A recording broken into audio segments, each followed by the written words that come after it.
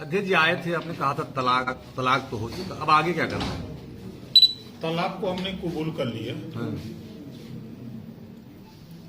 हम समाजवादी पार्टी के साथ गए पिछड़े, दलित, वंचित, अल्पसंख्यक के हक अधिकार की लड़ाई लड़ने के लिए।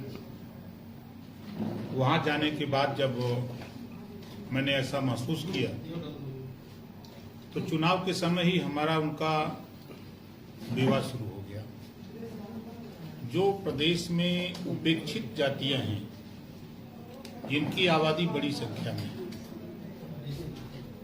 यदि पश्चिम से हम शुरू करें तो बड़ी संख्या में कश्यप, पाल, प्रजापति, शाक्य, सैनी, माली, आरक, अलकवंशी, बंजारा, बघेलिया, कंहार, ये जातियां पश्चिम में एक एक विधानसभा में 1.5 लाख, पौने 2 लाख, 1.25 लाख तक एक एक विधानसभा में है। इन्हीं को हम टिकट देने की बात की है कि इनको भी टिकट दीजिए। तो पहले चरण के चुनाव में 58 सीटों पर चुनाव होना था, एक भी टिकट किसी को नहीं दिया। हमसे कहे कि दूसरे चरण में देंगे, फिर 55 सीटों का चुनाव हुआ, फिर उसमें भी नहीं दिया। फिर तीसरे चरण के चुनाव में कहा इसमें देंगे, उसमें भी नहीं दिया। तो मैंने उसी दिन कह दिया कि अब सरकार नहीं बन पाएगी। कहें क्यों? हमारी सरकार बन रही है। हम के देखिए, सरकार बनाने का जो तजुर्बा है आपका अलग है, हमारा अलग है। जिस विधानसभा में 60,000, 70,000, 80,000 पोलिंग वोट हो, जिन जातियों का उनको भागीदारी आप नहीं दे रहे हो, वो क्यों आपको वोट देगा? ये तो बीजेपी को चला जाएगा। क्या नहीं, सब लोग वोट दे रहे हैं। तो विधानसभा के चुनाव में हमारा जो उनका हताश हुआ, लेकिन खैर हम अपने काम में लगे रहे। तो हमने देखा कि पश्चिम में ये पीट रहे हैं, तो हमने कहा कम से कम पूर्वांचल में अपनी साख तो हम बचा लें।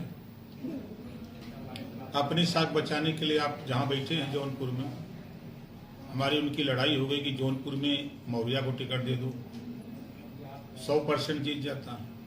नहीं बात मानी। इसी तरह मधुबन में हमने कहा किसी को लड़ा दो, इनको लड़ा, इनको छोड़ के उनका विरोध है, नहीं माने।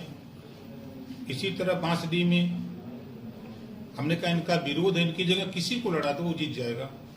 इस तरह करीब 50 सीटों पर हमने उनको बताया, लेकिन वो मानने को तैयार नहीं थे। खैर चुनाव हुआ, रिजल्ट भी उनके सामने आ गया। 75 साल की आजादी में 60% लोग ऐसे हैं जिनको 70 साल से लोग वोट दे रहे हैं। ना उनके दरवाजे पर शिक्षा पहुंची, ना उनके दरवाजे पर स्वास्थ्य पहुंचा, ना रोजगार, ना नौकरी, ना सम्मान। उनके लिए आज के तारीख में 6,000 रुपया जो किसान के खाते में जा रहा है, एक उनका बहुत बड़ा फायदा है उनके हिसाब से। और 5 किलो राशन।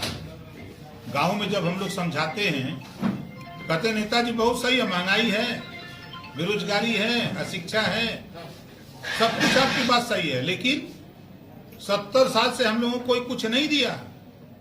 कम से कम मोदी जी तो 5 किलो देते हो।